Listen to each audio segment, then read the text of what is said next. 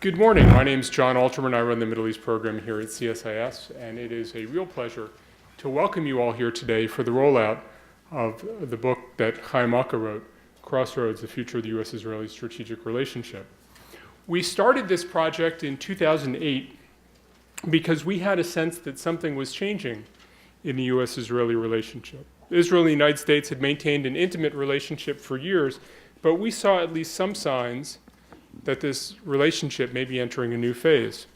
One could argue, and many people do, that there's no problem here at all. Cooperation, especially on the military-to-military level, has never been better. The level of aid and cooperation over the last few years, including under President Obama, has reached new heights, and U.S.-Israel interaction on a wide number of fronts is really deep. Others, especially in Israel, argue that President Obama has been intent on distancing the United States from Israel as a way to improve its ties with the Arab and Muslim world. And a third explanation is simply that we've reached this point where our politics are out of sync. We're seeing some suggest the predictable mistrust between a left-leaning American president and a right-leaning Israeli prime minister. Until Ariel Sharon built a strong relationship with the Bush administration, Likud prime ministers had always had difficult relations with American presidents, they say, and this is no exception. And what this study set out to do is whether one of these factors was at play or whether there was something else at work. What we found were a set of trends that were really much deeper and much more important than many people want to admit. The report certainly raises a number of uncomfortable issues, but for anyone concerned with U.S.-Israel partnership and the trajectory of U.S.-Israeli relations, it's an important study and one that we should all take very seriously. This study was written by my partner in crime, Haim Malka. Haim has been my deputy for 6 years here at CSIS. He's also a senior fellow in the Middle East program. Before joining us, before I stole him from Brookings in 2005, he was a research analyst at the Saban Center for Middle East Policy, where he concentrated on Israeli-Palestinian issues and U.S. foreign policy in the Middle East. Haim spent 6 years living in Jerusalem, where he worked as a television news reporter. He holds a BA from the University of Washington in Seattle and an MA from Columbia University School of International and Public Affairs. To help Haim roll out this study, two friends of mine. First is Oded Eran, director of the Institute for National Security Studies, which is really one of Israel's leading think tanks. He joined INSS in July 2008, following a very long and distinguished career in Israel's Ministry of Foreign Affairs and a number of other government positions. His most recent post before joining INSS, Dr. Eran served as the World Jewish Congress representative in Israel and the Secretary General of the WJC Israel branch. From 2002 to 2007, he served as Israel's ambassador to the European Union, covering NATO. Prior to that, he was Israel's ambassador to Jordan, head of Israel's negotiations team with the Palestinians. Other previous positions include Deputy Director General of the Ministry of Foreign Affairs and the Deputy Chief of Mission of the Israeli Embassy in Washington. He serves as an advisor to the Knesset Subcommittee on Foreign Affairs and has a PhD from the London School of Economics. Dov Zakheim is the former Undersecretary of Defense Comptroller and Chief Financial Officer for the Department of Defense from 2001 to 2004, and is also a senior advisor with CSIS. During the 2000 presidential campaign, he served as a senior foreign policy advisor to then Governor George W. Bush, who I think did well after that, right? Yeah. He has a long and distinguished career in public service and held a number of senior posts in the Defense Department from 1981 to 87. And prior to that, he was a principal analyst in National Security and International Affairs Division of the Congressional Budget Office.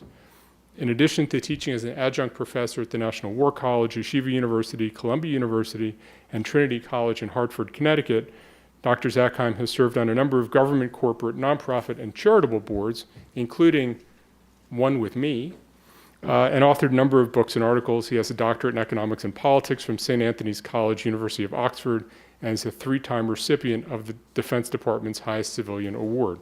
So we'll start with Haim, and then we'll go to our two distinguished commentators, and then we'll open up the floor to you for discussion. So I give to you Haim Malka.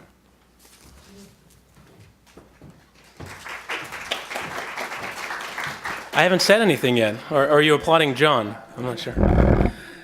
It's great to see everyone here today. Thank you for coming to this rollout. I have to admit that this is probably the most difficult and challenging project I've ever worked on for many reasons. I'm only going to share one of those reasons with you because following U.S.-Israeli relations is sort of like following the ups and downs of someone with a split personality disorder. If you follow the headlines, you think that the relationship has, on the one hand, never been better. And we've seen, as John mentioned, military cooperation under Juniper Cobra exercise, where we had several thousand Israeli and American soldiers working together, testing ballistic missile defense systems and other joint fighting capabilities. Prime Minister Netanyahu's speech before a joint session of Congress, the level of aid. Conversely, if you follow the headlines, you'd think that the relationship has never been worse. We saw the Vice President Joe Biden's visit to Israel, which ended in disaster last spring, the ongoing tension between President Obama and Prime Minister Netanyahu. But what I set out to do here is to really dive underneath the surface, underneath the headlines, and try to understand the tensions, the trends, the dynamics under the surface, and try to understand how that tension has been unraveling over the last several years. But I didn't start with President Obama. I didn't start with the election of President Obama. I went much farther back because I think many of the trends that I've outlined in the book have been going on for the last several decades, if not more. Now, fortunately or unfortunately, there is plenty of material to work with. And that's in part because the U.S.-Israeli relationship and partnership has been so deep and ingrained in the foreign policies and national security structures of both countries. It's been a constant for the last 4 decades and is mutually beneficial to both countries. But what became increasingly clear in the course of my research is that the United States and Israel are both changing in unforeseen ways, and those changes are straining the partnership in new ways, which are more difficult to reconcile. That change is inevitable. Societies change, politics change, strategic outlooks can change. And I think U.S. bilateral relationships with many important allies are changing. If we look at the relationship with Turkey, with Egypt, with Saudi Arabia, all of these relationships need a frank assessment of where they are and understanding of how the relationship has changed over time. But in the case of Israel and the United States, what I found was that demographic, social, and political changes in both countries are now increasingly intersecting with diverging strategic outlooks and priorities, which are slowly eroding the 2 key pillars of the partnership, the political pillar and the strategic pillar. So what has contributed to this tension? I want to start with the political side, looking at Israel. Israeli society is very different than the Israel most Americans think they know. Most Americans still have outdated concepts of what Israel is, and Ambassador Lewis mentioned the movie and the book Exodus in the foreword to this book, and that helped shape the way that Americans think of Israel as a liberal, secular society. Many of the Israeli interlocutors with the Americans over the years have spoken English well, they've been educated in the West, and they share a similar worldview to most Americans. But there have been some important shifts over the last several decades, and social and demographic changes in Israel are slowly changing the values and priorities of Israeli society, and those changes are reshaping Israeli politics and policies and straining relations with the United States. I want to point out 2 key trends here in the presentation. There's a lot more to chew on in the book. But the first key trend is that in the last generation, we've seen once marginal communities in Israel, primarily the ultra-Orthodox or the Haredim, and the Russian-speaking immigrants to Israel that came in the 1990s, increasingly interacting with Israeli public life as the secular elite retreat from the public space, the secular elite being the part of Israel that most Americans have always interacted with. Now, demographics tell part of this story. If you look at the Russian-speaking community, and I'm just going to refer to them as Russians, even though they come from many countries, many former republics of the Soviet Union, nearly 12% of the Israeli population is now made up of Russian-speaking Israelis. And let's face it, these Russian-speaking Israelis generally tend to have a more hawkish outlook on foreign policy and national security studies. And this is in part the result of the fact that these immigrants came to Israel in the early 1990s when Israel was facing a massive wave of suicide attacks and heightened terrorism against Israeli civilians. And the Russians, just like everybody in Israeli society, were affected by that. There are lots of polls taken by different organizations in Israel, the Geneva Initiative, the Israel Democracy Institute, which also demonstrate that the Russian community has a much higher intolerance of Palestinians. There's a much higher level of Russians that seek to encourage Israeli Arab immigration from Israel. More importantly, and what I found more interesting in my research, are the trends in the ultra-Orthodox or the Haredi community. Nearly 10% of the Israeli population today is ultra-Orthodox. In 1948, when the state was established, they accounted for about 1.5%. So there's been a tremendous population growth in the ultra-Orthodox community, in part because of their large birth rate. They have about 6.7 children per family, which is almost 3 times as high as the national average in Israel. But this demographic, the population boom in the ultra-Orthodox community has had several effects on the community. One is that the ultra-Orthodox community has sought housing opportunities outside of Israel, the main population centers of Israel, in the settlements primarily in the West Bank and along the 1967 border. So some statistics compiled by Peace Now in Israel have demonstrated that nearly 1/3 of all Israeli citizens living in the West Bank now, excluding East Jerusalem, are ultra-Orthodox. And today, nearly 70% of all children born in the West Bank are ultra-Orthodox. So one of the results has been that ultra-Orthodox political parties have become key champions and supporters of Israeli construction policies, both in East Jerusalem and the West Bank. Higher rates of poverty in the ultra-Orthodox community are also taking its toll, and this again is related to the population boom. Haredim are seeking more economic opportunity outside of their closed system and looking for jobs and higher education outside of the Haredi community. And the government recognizes this, the military in Israel recognizes this. There are a number of state-funded and private colleges now in Israel which are trying to cater to the ultra-Orthodox to try to train them for the job market, to try to give degrees in business administration, other kinds of computer technologies, to try to make Haredim more competitive in the job market. But their growing interaction at the same time with mainstream Israeli society, combined with their growing numbers, will definitely make Haredim a growing factor in Israeli life and politics going forward. Now, what's interesting is that a generation ago, these communities, both the Russians and the Haredim, were really focused primarily on narrowly defined communal interests. The Russians were focused on immigration absorption, job retraining, employment, learning Hebrew, etc. The Orthodox community was focusing primarily on education and social welfare benefit issues. And now we see them, the needs of these communities changing and driving them increasingly to participate in national security and foreign policy debates, such as settlement construction, as I mentioned, and Palestinian negotiations. 2 issues that bring them in direct conflict with longstanding U.S. policies.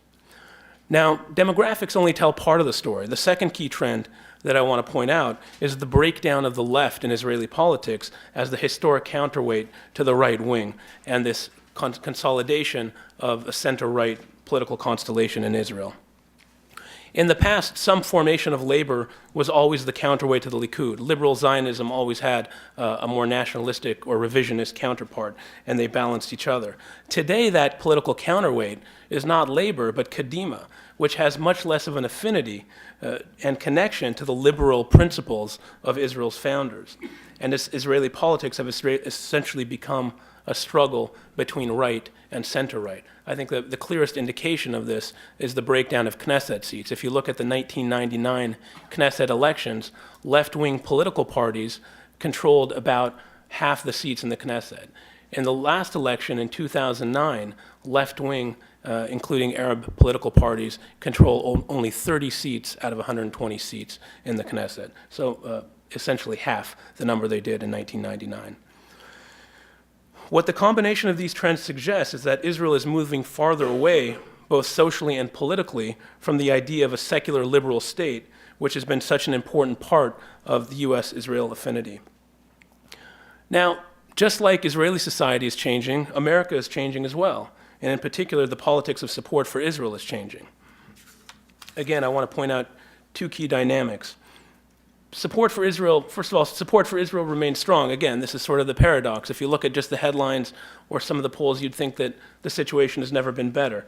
A Gallup poll in 2010, for example, illustrated that 63% of Americans favor the Israeli narrative or are more sympathetic to Israel than they are to the Palestinians. And this is sort of a record-breaking poll in terms of those numbers. Congressional support remains high as well. But I think the nature of that support is changing, and we can see that in several ways. First is the growing estrangement of the liberal American Jewish community and their feeling of alienation from Israel. I'm not the first one to raise this, obviously, and this is not a new trend. This is essentially a trend that has been evolving since the early 1980s, first with the invasion of Lebanon, the war in Lebanon, then with the Intifada. But we've seen this evolve into more of a generational issue where the younger generation of American Jews are more disaffected. And I think Peter Beinart did a good job of articulating this idea and laying it out in his article. There's lots of polling done by this as well. The Jewish Identity Project, Stephen Cohen, Ari Kelman have looked at this and seen that the polling numbers of American Jews demonstrate that they're much less supportive of Israel than people in their parents' or grandparents' generation. I think part of this liberal disaffection with Israel reflects a disappointment that Israel is drifting from its secular liberal roots and not living up to an ideal of Israel that many Americans have of Israel as a progressive state. Now, this is partly a result of a misreading, I think a fundamental misreading of Israeli society and politics over the last several generations, and a lack of interaction between most Americans and these more diverse segments of Israeli society. The one segment, I should say, in American politics where we see the opposite trend, or in the American Jewish community, is in the Orthodox Jewish community, where we see a shift to more unconditional support, whereas liberal Americans are moving to more conditional support. The second important trend that I want to point out, is that Israel is becoming a political tool in an increasingly partisan battle in American politics. Now, we've seen this before the midterm elections. There were some Republicans that tried to introduce a resolution favoring Israel's use of any means necessary, including military force, to deal with the Iranian threat in an effort to appeal to pro-Israel voters. There are other examples as well, but I think the key point here is that while Republican support for Israel is becoming more unconditional, many Democratic supporters find it increasingly difficult to justify Israeli policies that they see as counterproductive. And this growing partisanship that we're seeing further alienates many Democrats who believe that Israel is losing one of its last opportunities to resolve the Palestinian issues. Now, some Israelis are comforted by this strong Republican identification and support with Israel, but it seems that the debates within the Republican Party, within the conservative movement, and within the Tea Party movements make that support less certain over time. For nearly 3 decades, bipartisan support for Israel has contributed to the consistency and stability of U.S.-Israeli relations, and should it continue to erode, the relationship will start looking very different. That's the political side. Looking at the strategic side, for much of the last few decades, Israel and the United States have generally shared common strategic outlooks and similar assessments of their regional threats and challenges. But increasingly, Israelis and American strategic priorities, threat perceptions, and understandings of the Middle East diverge at a time of great uncertainty and turmoil in the Middle East. Iran and the Palestinian issue are obviously the most important examples of this strategic divergence. The United States government believes that it's doing all it can to lead the international effort against Iran's nuclear ambitions. Yet many Israeli officials believe that America's unwillingness to threaten Iran with force not only strengthens Iran's resolve, but makes nuclear Iran inevitable. Israelis increasingly question whether the U.S. has the will to confront Iran and whether Israel can rely on the United States at the moment of truth in a future confrontation between Israel and Iran. On the Palestinian issue, the U.S. government and national security establishment increasingly believes that resolving the Israeli-Palestinian conflict is a national interest of the United States. By this logic, Israeli actions that undermine chances for a negotiated settlement undermine U.S. interests. Israel, meanwhile, continues to insist that that the Palestinian issue is not a driver of instability in the region. Now, there's a paradox here that Israel wants to see a resolution of the Iranian issue, yet it wants to manage the Palestinian issue.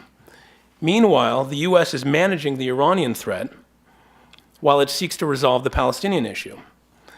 The Arab Spring is another example where U.S. and Israeli perceptions and priorities are completely at odds. The U.S. sees an unprecedented opportunity to change and improve Arab governance and political representation in the Middle East.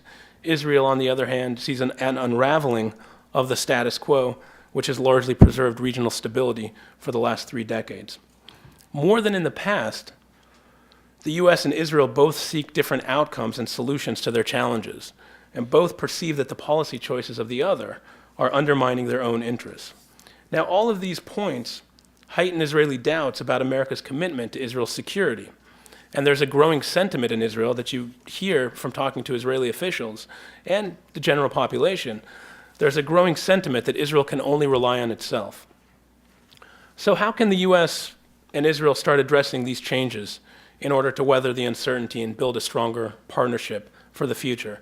This is the hard part. This is the part that I wrestled with the most, and I'm only going to give you a few points here.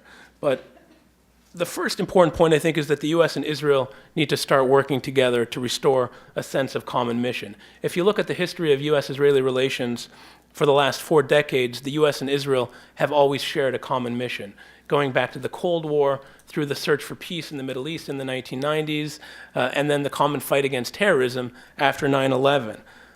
Today, not only is it difficult to identify a common mission, but Israeli and U.S. policies seem to be working at cross purposes on many key issues. The burden is largely on Israel, in my assessment, because it has the most at stake from a further deterioration of this relationship. For several decades, Israel has proven to the United States that it's an asset to the U.S. in the Middle East. Now, as the region is undergoing so much change, it has to again prove that it's still an asset in the pursuit of U.S. interests in the region. Part of this effort has to be a joint strategy to resolving the Israeli-Palestinian issue. As long as the Israeli-Palestinian issue persists, it will strain U.S.-Israeli relations. Not because the Israeli-Palestinian issue is the root of all evil in the Middle East, not because the Israeli-Palestinian issue drives all of the uncertainty and tension, but because as long as the conflict persists, it will be manipulated by political actors across the region to undermine the United States and Israel. The second takeaway that I came up with was that the U.S. and Israel need to have a more frank discussion at the highest levels of their outstanding issues and differences, including clarifying the responsibilities and commitments of each actor. And I go into this in detail in the conclusion of the report. And finally, and this is one of the most difficult conclusions that I came to, but Israel and the U.S. need to recognize that the future will be very different than the past. And I think many Israelis, including in the Israeli government, across the Israeli government, already recognize that the United States is changing. They know that the U.S. is facing a difficult economic crisis, gridlocked politics, and fatigue from nearly a decade of war in the Middle East. For its own sake, Israel needs to address the issue of its deep dependence on the United States. And I think the best way to strengthen Israel's long-term security and viability is by making it less dependent on the United States for diplomatic and military support. Now, that's not an answer to the Iranian threat. It's not going to solve necessarily Israel's international isolation, but it will go a long way to relieving some of the doubt and uncertainties in U.S.-Israeli relations. This is a subject of intense debate in the Israeli government now. And again, here's another paradox, a difficult paradox, because at a time when Israel is feeling the strongest impetus to become more self-reliant, its dependence on the U.S. to help manage its diplomatic and security challenges is only increasing and growing deeper. We can look to the UN vote next week, managing the Iranian threat, managing Israeli-Turkish relations, and Israel's growing international isolation and delegitimization. Now, none of these trends on their own can lead to an erosion of the partnership, but the combination of all of these trends together is already taking a toll. I think the dramatic events in the Middle East over the last 6 months have highlighted or reminded us that there are no certainties in such a fluid environment. The strength and durability of the U.S.-Israeli relationship has always been its ability to adapt to changing circumstances. I think Israel and the United States now need to acknowledge and understand these changes at a time when there's still an opportunity to adapt. So there's a lot more in the report. I encourage you to read it. Before I sit down, I do want to take just a minute to acknowledge and thank a lot of people that really helped contribute to this report and to my understanding of these issues. A lot of people in Israel, U.S. and Israeli government officials, former officials that I spoke with, mostly off the record, as well as a lot of other people that have been involved in U.S.-Israeli relations for decades. A lot of other people as well, just to name a few, some of my colleagues here at CSIS, Andrew Schwartz, Craig Cohen, Michael Jubin. I also benefited greatly from the contribution of an advisory board that I put together with a wealth of knowledge about U.S.-Israeli relations, included Dov Zakheim, General James Jamerson, retired from the United States Air Force, Ambassador Martin Indyk, John McLaughlin, and Ambassador Sam Lewis. And I'm especially grateful to Dov Zakheim for participating here today and for sharing so much of your knowledge and time with me. And of course, I also want to acknowledge Ambassador Lewis, who spent many sessions talking through these issues, sharing his wisdom, and writing such a thoughtful forward.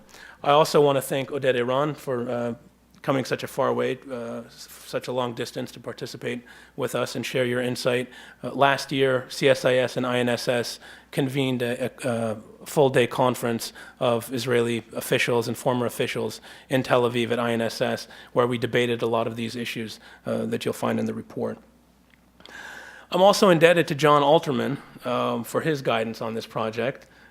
Indebted, and there are lots of other things I can think of. John has been a mentor and a friend throughout these last 6 years at CSIS, and I continue to learn from him every day, and I'm grateful for his wisdom and guidance. I also want to thank my brother who made it all the way out here from the West Coast, and of course, finally, my wife, Naomi, who has had to put up with me over the last year and a half as I completed and wrestled this project. I couldn't have done it without her. So thank you for your attention. I look forward to the question and answer session. Thank you.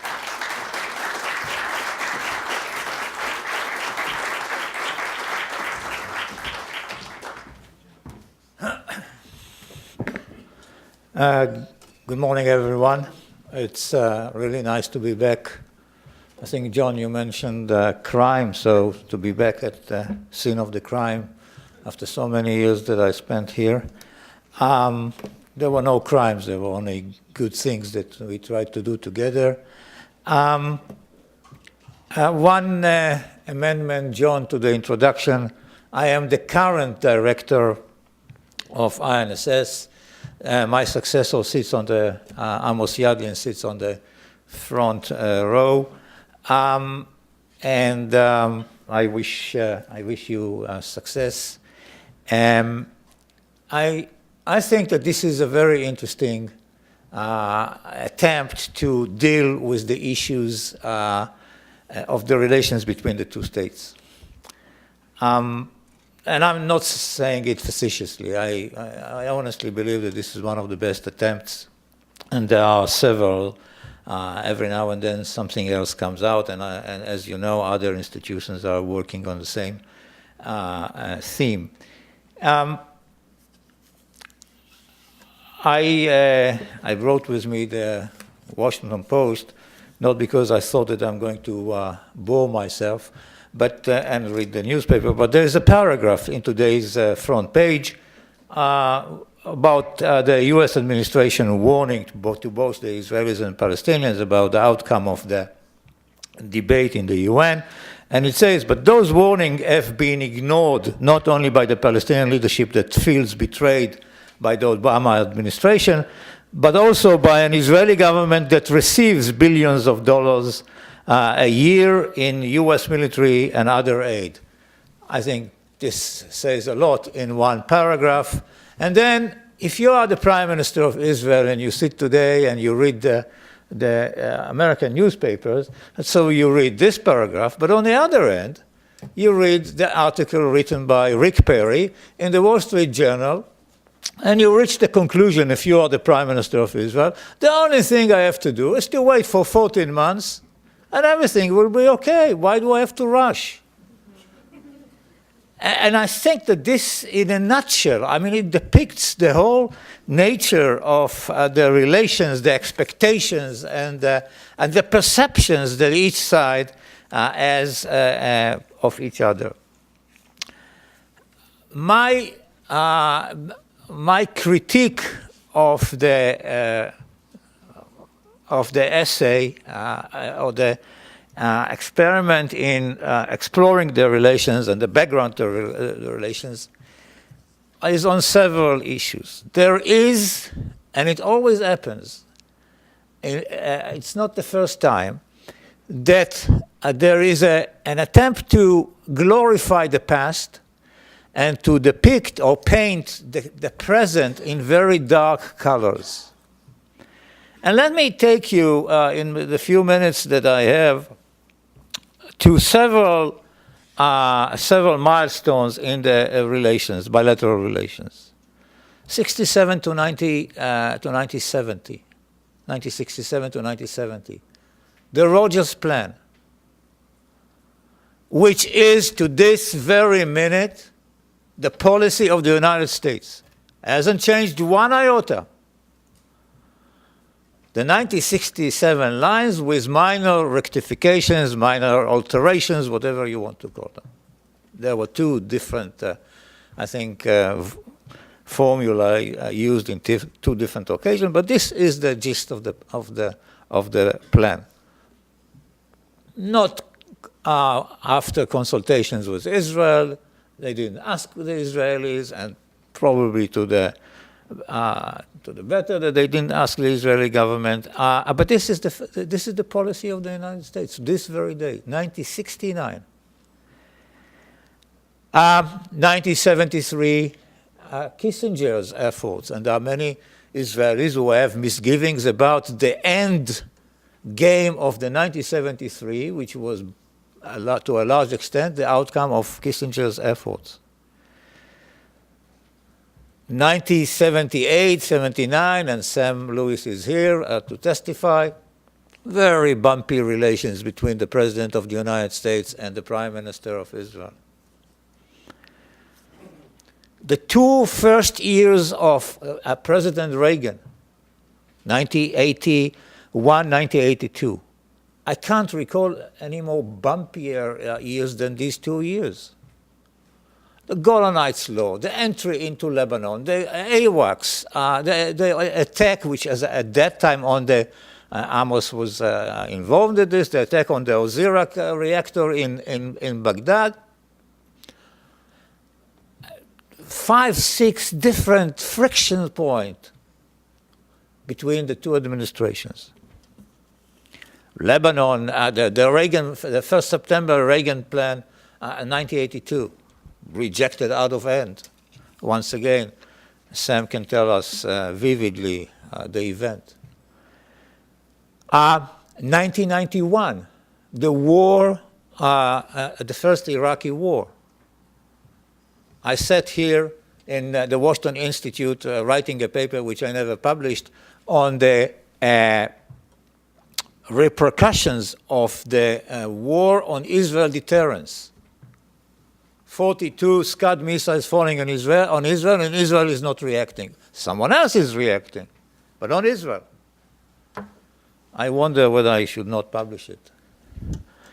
1993, the Oslo agreements, not with the United States. The Israeli government, rightly or wrongly, does it without the United States. You can say the same thing about Jordan, although there was a bigger American role there. And so when you look at it from the historical point of view and you compare it to the current day situation between the two states, it can be misleading. And I wrote an article in one of our INSS publications about the perception of President Obama in Israel. He wasn't the one who invented the word reassessment in their relations, as a result of which planes were stopped for several months to Israel. He wasn't the one who stopped loan guarantees to the Israeli government, as did Bush Sr., President Bush Sr. He didn't. On the contrary, he added $205 million to the assistance of the United States to Israel for Iron Dome, the anti-missile system that is now successfully employed on the borders of Israel and the Gaza Strip. And one of my arguments with the thesis in this in your essay, Haim, is the role of the Orthodox Sephardic community and Russian communities in Israel.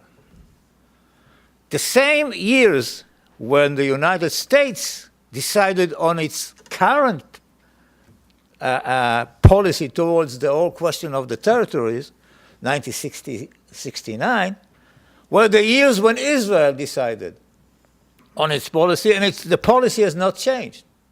And it was an Ashkenazi, non-Orthodox government which did. They are famous, not even famous in Israel, but certainly not in Washington. People like Israel Galili, who was the father of the current Israeli policy towards the West Bank. Settlements have begun then, led by the Labour Party. The dovish president of Israel, and I'm not criticizing, I'm giving you the historical background. The dovish president of Israel, Shimon Peres, is more responsible for the settlement than many other current Israeli leaders.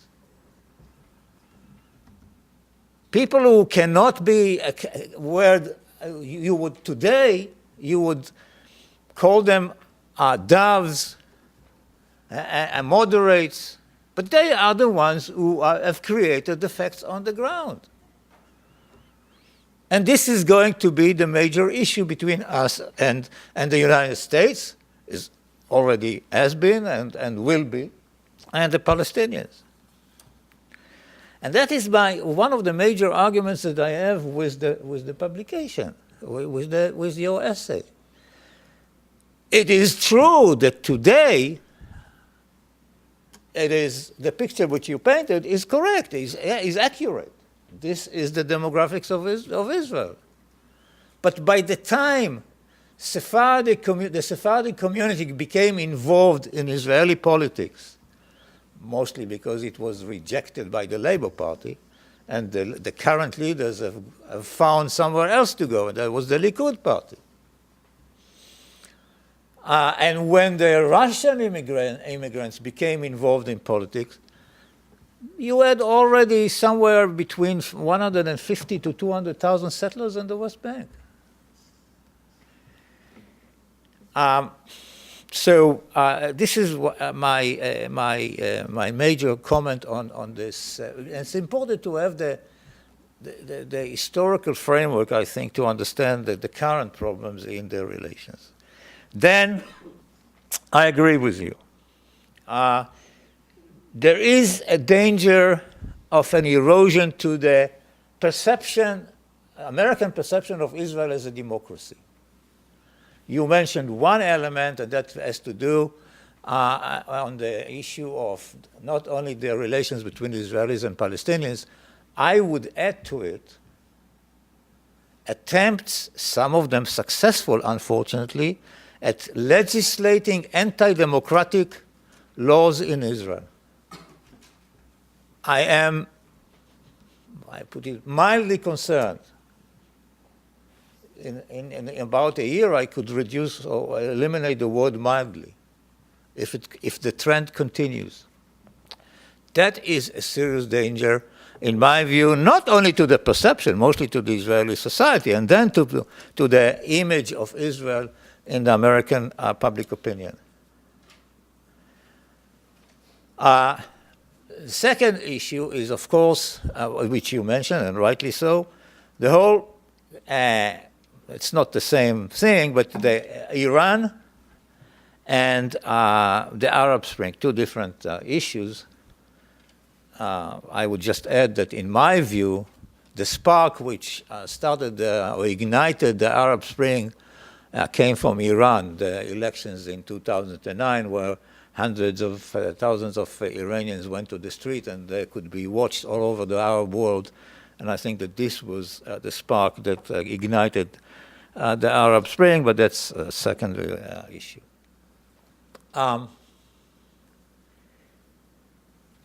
There is, and then I tie it, or I link it to a statement which you make, if I'm not mistaken, yes, page 105. You say that solving the Palestinian issue would remove a key issue of contention. And here, that's not the issue of this morning discussion, but I have a serious problem, not only because of the current difficulties in the negotiations, the absence of negotiations, and the forthcoming debate in the UN. There is, let me be provocative for a second.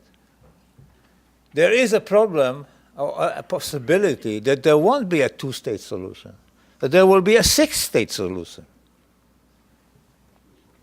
4 Palestinians and 2 Jewish states. 4 Palestinians is the one in the West Bank, the one in Gaza, the one in Israel itself. It's a coming problem, and one in Jordan.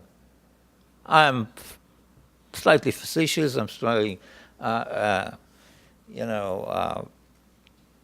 exaggerating, but there is a danger there. And the 2 Jewish states are the one in Israel itself and the one on the West Bank. It's becoming, and I come back to the issue of the settlements. Last week, the government of Israel finally found the courage to remove 3 houses in an unauthorized settlement. 3 houses. It took 1,000 policemen. 1,000 policemen for 3 houses. Now, if tomorrow morning the Palestinians wake up and say, you know what, Israelis, you convince us. There's a 0 missing here. It said 2 minutes.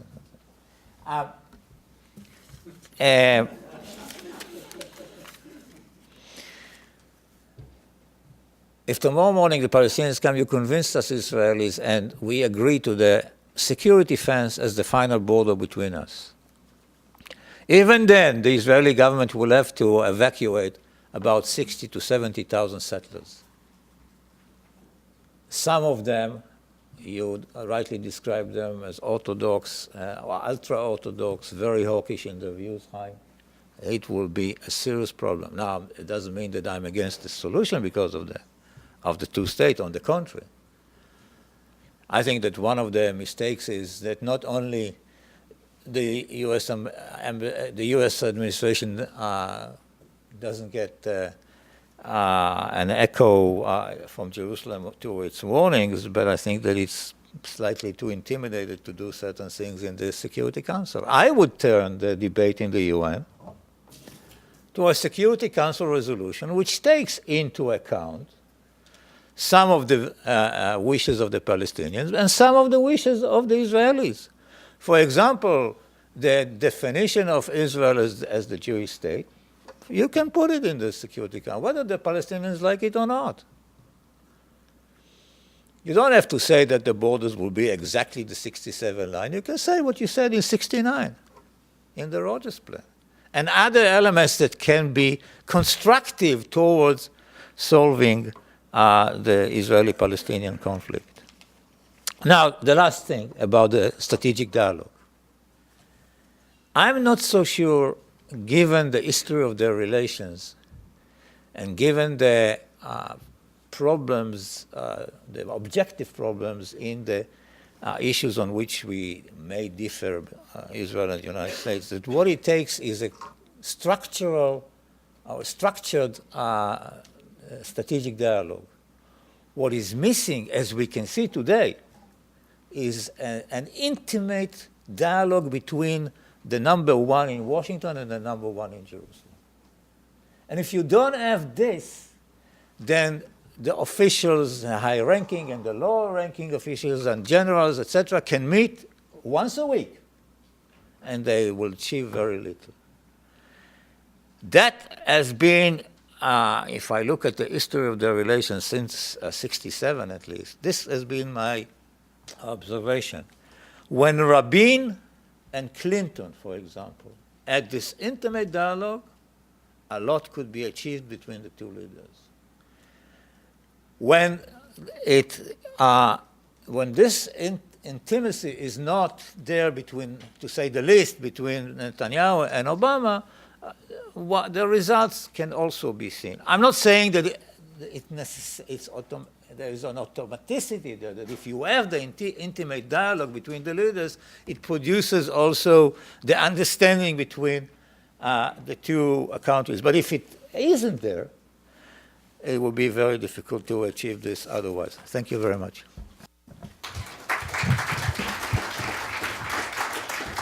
I'm going to waive my 2-minute rebuttal and let Dov Zakheim speak. Thank you. Well, it's hard for me in a couple of ways. One is I happen to like the book. And so a lot of what I thought I was going to say has already been said by Haim. But then Oded spoke. And so I've really changed my notes. I think in many ways, Oded, who served here, reflects what I think is the biggest problem the Israelis have. Israelis really think they know the United States. I mean, they really do. And especially if they speak with American accents. And any of you who've lived abroad for more than a year know that when you come home, it ain't the same country. So there's a problem right there. If you're starting off with the wrong premises, you get yourself in trouble pretty quickly. Now, there's no doubt that a significant majority of Americans support Israel. But, you know, it's like most polling questions. You got to get into the details. It's the nature of the question you ask. It's not clear that that same significant majority supports Israeli policies regarding the Palestinians or supports the Israeli approach to peace the way it's currently being conducted. And if you look at the locus of support, and here I think Oded makes a mistake that a lot of Israelis make. He says, well, you know, look at American policy in 1969. Sure, but we're not living in 1969. We're not even living in 1999 or 2009. And so you've got to look at the underlying pressures, and I'm just speaking from the American side of it. I got involved in a minor hassle with the Israelis about 25 years ago over the Levy airplane. Israeli society has changed since then. So has American society. So has the cloud of American Jewish society. I mean, all these things change, and they feed up to the leaders, whoever those leaders might be. I mean, in the 1960s, after the Six-Day War, and the 70s, who were the real, critics of Israel? It was the New Left and the isolationist right. Now you've got pretty much most traditional liberals, who now like to call themselves progressives because they know liberal's a dirty word in this country. You've got liberal Jews. The Reform movement is the largest. I'm Orthodox, so I'm speaking as an outsider about this. The Reform movement's the largest Jewish movement in this country, by far. The conservative movement is actually falling apart, and the Orthodox movement's still only about 10 or 15%. The Reform movement is driven by social justice. That is the central tenet of how the Reform movement looks at Judaism. And a lot of American Reform Jews and their rabbis look at what's going on and what has gone on in Israel for the last 20-odd years and say, that ain't social justice. Now, you can close your eyes to it, and Israelis do.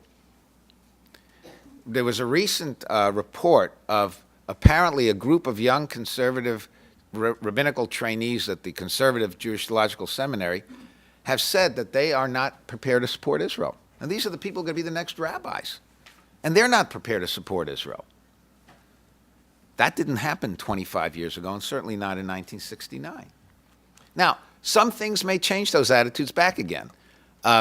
As long as Palestinian ambassadors say that no Jew can ever enter Palestine, that's the best way to unite the American Jewish community, and maybe a lot of others besides. And I'm sure there are a lot of people on the Israeli right who keep hoping that the Palestinians keep saying those sorts of things. Because as apparently somebody remarked on it, the last time somebody said that, his name was Hitler. So, but you can't bank on that. You can't bank on somebody being so stupid over and over again. And you just have to look at the trends.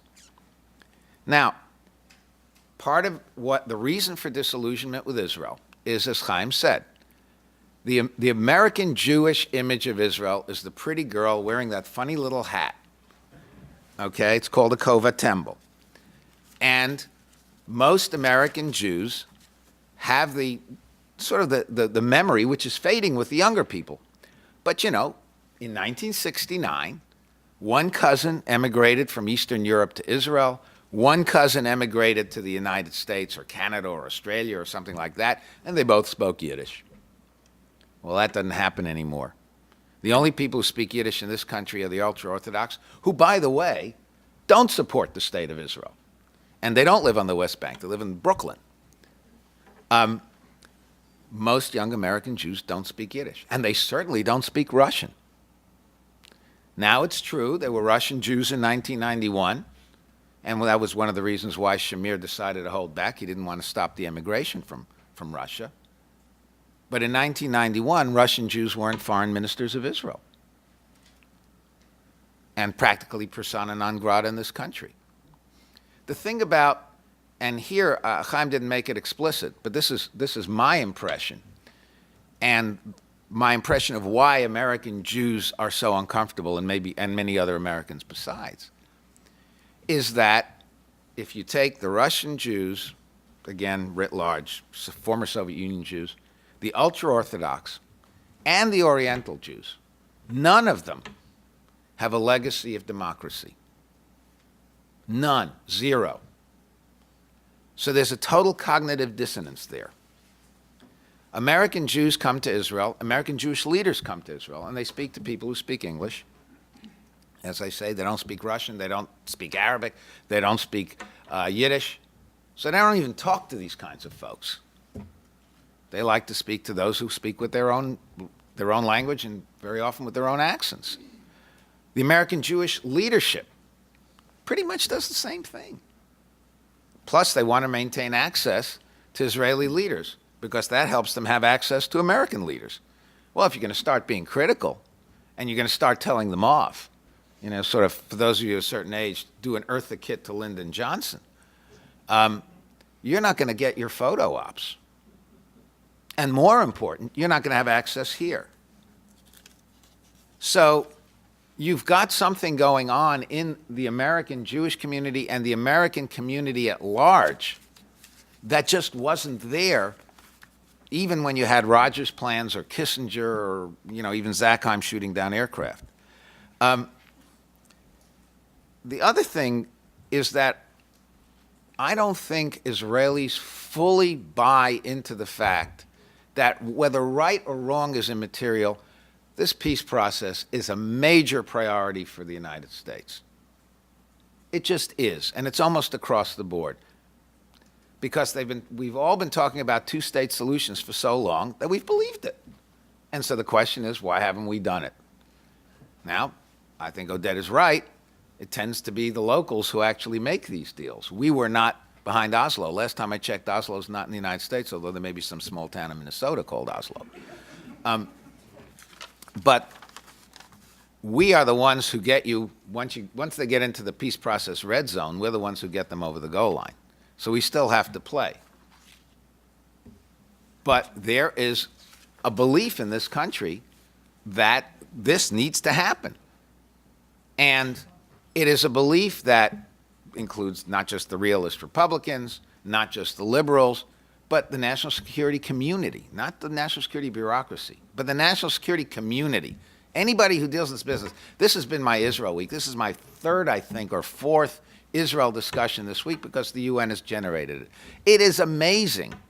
I'd say 9 out of 10 people are articulating what I'm telling you now. And that may be too small a percentage. And Israelis have trouble coming to terms with that. They just as we see the pretty girl with the funny hat, they see the Americans always supporting them regardless. And, oh, my God, we'll just go to the Congress and we'll get what we want. But it's not a matter of money anymore. First of all, because $3 billion or even $4 billion doesn't make as much a difference to the Israeli GDP as it once did. When I was in the government in the 80s, they were getting $3 billion. So now they're getting what, 4, give or take? I don't even think it reaches 4. If you took that money out of the Israeli defense budget, big deal. We have to worry about 500 billion plus right now. So I'm not exactly overwhelmed. But to think that just because we're giving you a couple of $100 million for a given program demonstrates that nothing has changed. Well, first of all, let me tell you, when I was the comptroller, and I'd get these calls, why are we putting money into Arrow? And I would tell them, look, if you don't put it in, Congress will put more in. It's not clear to me that in the current, and that's why the money went for Arrow, but it's not clear to me that in the current environment, Congress is going to go out of its way to put more money into Israel. Not when we've got these huge problems and the super committee's looking at $1.2 trillion to take out of the budget. And then you look at Israel's GDP, and they're not suffering like the Spanish or the Portuguese, who actually the Portuguese don't even have the GDP of Israel, but Spain more or less does. And you ask yourself, is that really the biggest deal of all? And then you hear what Bob Gates says, and okay, you write him off as a realist Republican, and you forget that he was the most effective Secretary of Defense in decades, and he talks about Israel being ungrateful. And you know what? That is not a unique perception. I'll tell you an anecdote. It's in my book that I just wrote. I was the troop collector and fund collector for Iraq. I had a tin cup. The Israelis come to me and they say, we got this great list of stuff that you guys can use in Iraq. And I said, fabulous. And they give me the list, and I say, okay, when can we get it? And they said, well, you have to pay for it. And I said, well, nobody else is asking us to pay for what they give us. And anyway, we've already paid for it once. Israelis just sometimes don't get it. And this isn't policy. This is understanding what that does to this country, to our people, to the people who deal with them. Dave Petraeus isn't an anti-Semite. But when Dave Petraeus goes and says that trouble in the peace process was complicating his life as head of Central Command, he is saying nothing different than every other head of Central Command has said forever. And oh, by the way, you might say, well, Central Command, their clientele are Arabs. They say the same thing after they leave Central Command, after they move to other jobs. Because it's not that it solves the entire Middle Eastern problem, but particularly if you want to keep Israel's most likely closest allies in the region, who are the GCC monarchies, plus Jordan and Morocco, who will be coming in. If you want to keep them in the fold, and oh, by the way, those are the ones that worry the most about Iran, don't make their lives more difficult. Don't guarantee that they will be overthrown. And if you think about some of the arguments that have been made over the years by Israeli supporters in this country to try to resonate with Americans, you begin to see that those are wearing thin. For example, Israel is the only democracy in the Middle East. After Arab Spring, we'll see. Maybe it still will be, but maybe it won't be. Israel is our most reliable ally. Well, not everybody thinks that. If they were our most reliable ally, why haven't they been in a single American coalition ever put together? Okay, not one. We wanted Israel out. Out in 1991, out in 2001, out in 2003. It's not that it's unreliable. It's just that it's complicated. And so you can't just go and say, we're the most reliable ally, we're a democracy, and you heard, as Haim as even Oded pointed out, that Israelis themselves are bellyaching about whether their country is still a democracy. That's not me, that's Oded. You just heard him, he raised it. Shared values. Again, as I pointed out, we don't share values with Russian Israelis. We just don't. We don't share values with ultra-Orthodox Israelis unless you're living in Williamsburg in Brooklyn. And we don't share values with many of the Oriental Jews. That's not a bad thing. It's not a good thing. It's a thing. There's an Israeli word for it, uvda, fact. You're stuck with it. So it's critical, and this is where I think Haim is so right, that we step back and look at the vector of the relationship. Because obviously Israel does have an existential problem with Iran, and it's got serious problems negotiating with Palestinians who say that we don't want to have any Jews stepping into our land. Having said that, something has to be worked out because our society has changed. Maybe Oded says his society has not, but our society has, and our perception of their society has changed. And so from our standpoint, there is a serious issue here. And the longer you tell the emperor he's wearing beautiful clothes, the colder he's going to get.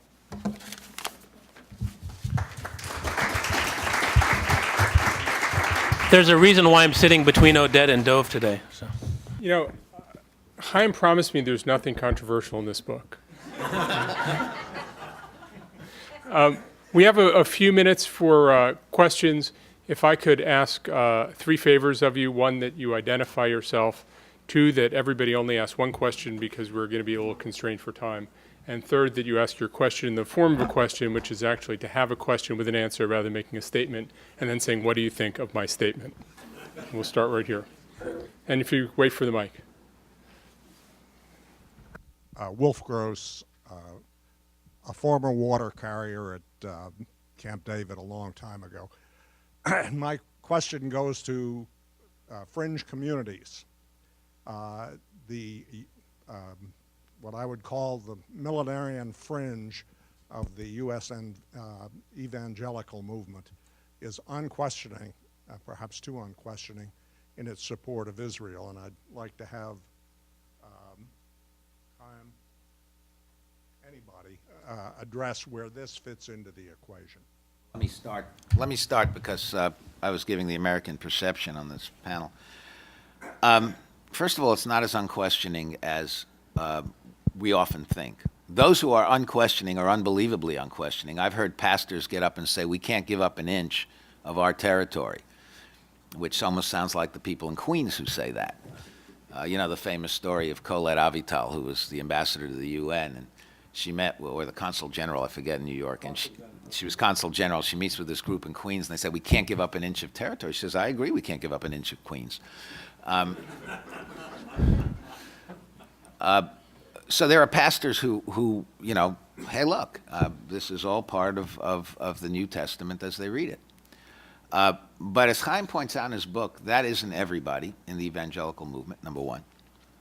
Number two, you don't know where the Tea Party's really going to come out on this. You've got Ron Paul, who has a following, and who says, I'm not anti-Israel, I just don't want to give them money. I just don't want to stick my neck out for them. It's a neo-isolationist thing more than it's an anti-Israel thing, but it's there. And there is a neo-isolationist streak in a lot of the Tea Party, which is essentially to say, you know, a plague on all their houses. So, yes, the right, and it's hardly a fringe. I mean, you go to the South, the evangelicals are not a fringe at all. And the majority of this country is moving south. So I wouldn't say that. But while the evangelicals in general, the vast majority are still pro-Israel, there is a minority that's questioning. And so you cannot even generalize about them, I believe.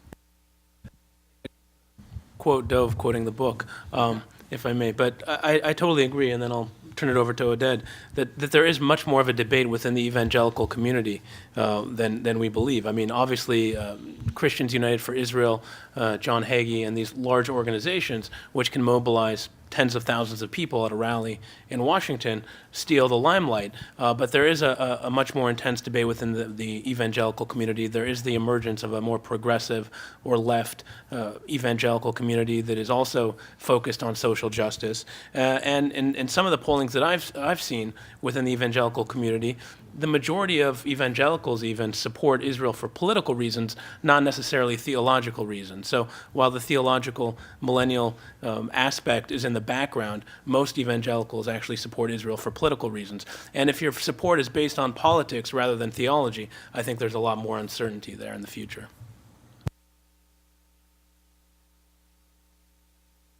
I'll be very short. When you are with your back to the wall, politically speaking, and in terms of global support, you can't be choosy, and this is a very significant portion of the American society, certainly acceptable to many in the United States, so I don't see any reason to be denying this support or disregarding this support. Question right here. Hi, I'm Ori here with Americans for Peace Now. I'd like to mainly ask Oded, I found your observations quite shocking, to be frank. You seemed a little dismissive of two main issues that Haim brought up. One is the issue of demography and where we're going, and I'd like you to look forward to the demographic trends that Haim pointed out. I just looked at the Israeli Education Ministry's website. The makeup of the student body today, this is K through 12, in the Jewish sector in Israel is 25%, one quarter Haredi, almost 20% national religious, and the rest the Mamlechti and the secular. This is something that one has to take into account and cannot just dismiss in terms of building a constituency for peace. And the second issue, which I'd like to ask you about is the issue of the Israeli-Palestinian conflict. You seem to have been all but dismissive of Haim's point, which seems obvious, that resolving, or at least being perceived as making a real effort towards resolving the Israeli-Palestinian conflict will improve Israeli-American relations and will improve Israel's standing internationally. Ori, I will say to you what I say to my wife almost every morning: why can't you understand me?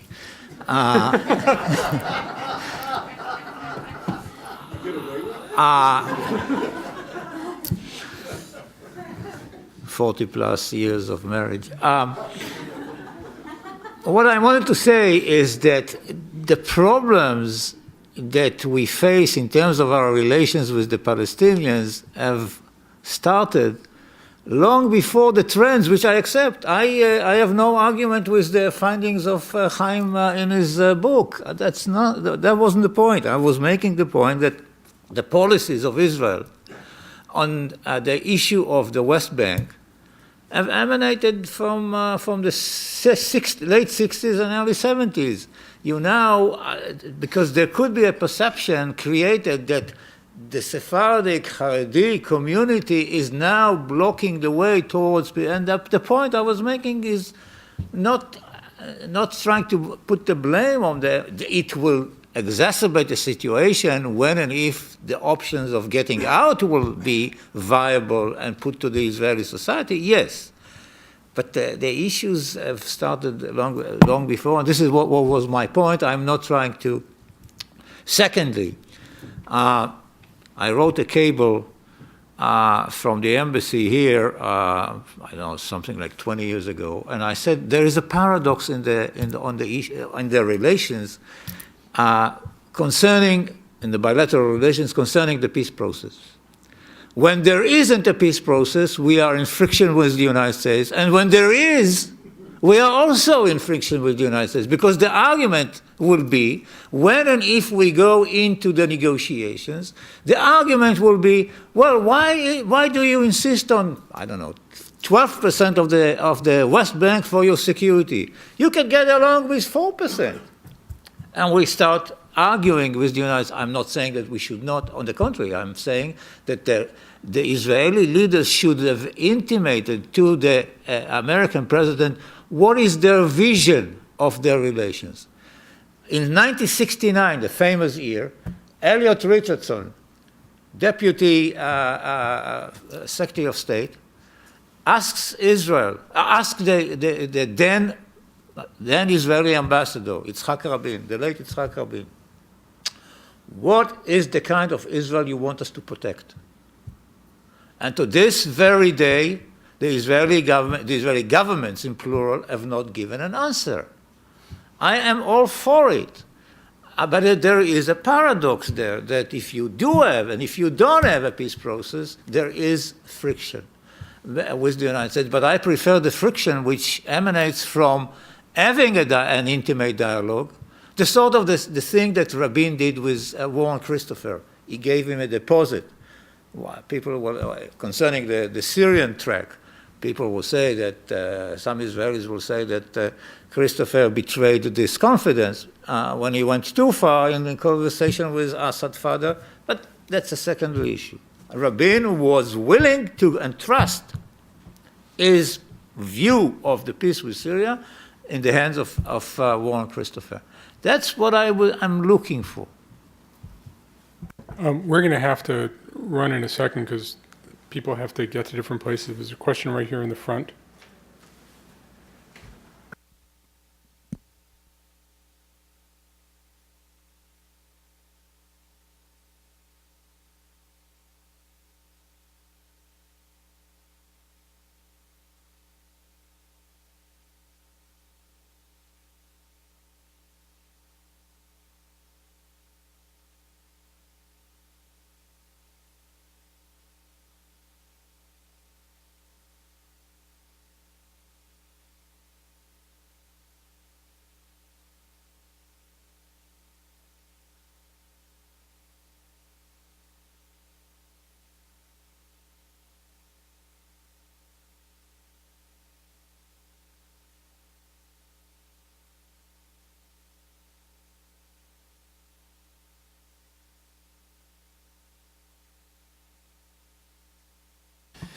Congress is terrible at making foreign policy.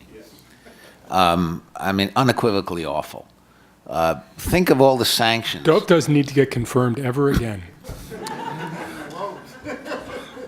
Think of all the sanctions that have been passed and how they come back to bite us. Indonesia is a good example. There are others. Pakistan for a while. It's just very difficult for 535 people, all of whom think that he or she is really president, to get their heads together on something like this. Now, to respond and react and monitor and limit, and that's fine. And that's the congressional role, and that's what the Constitution says. So they might actually confirm me, Tom. But that has to come from the executive branch. And there's just no way around it. Now, I totally agree with Oded that it's much better to have an intimate relationship than not to have an intimate relationship.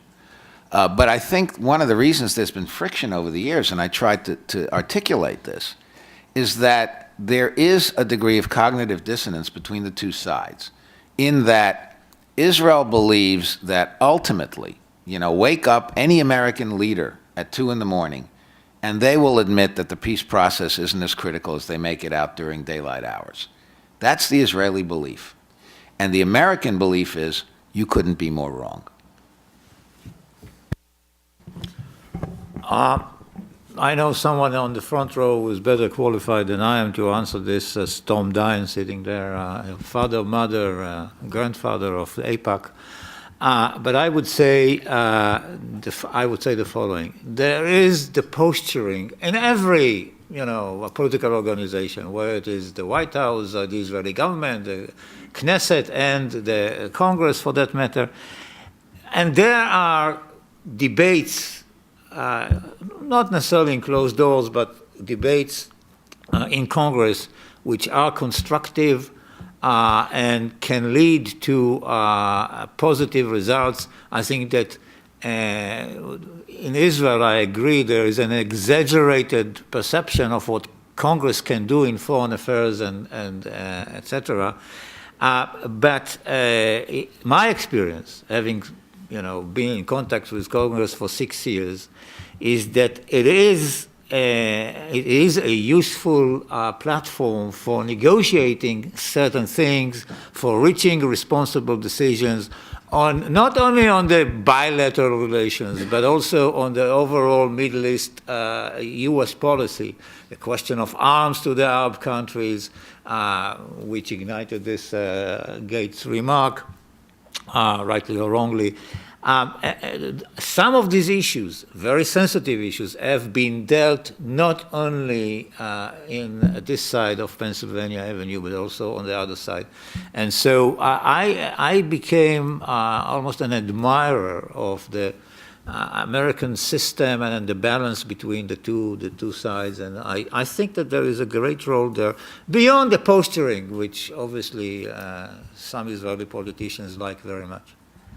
I just want to say a quick word. I think it's difficult to imagine how Congress can play a constructive role, but I think none of these issues are going to be solved without Congress playing some kind of a role. And I think I addressed this in the conclusion of the report, is that not only does Congress need to be involved, but there needs to be a broader conversation, starting at the highest levels of U.S. and Israeli government, as we talked about at the executive level, Congress, and pro-Israel groups as well. A wide range of pro-Israel groups have to be involved in the conversation as well.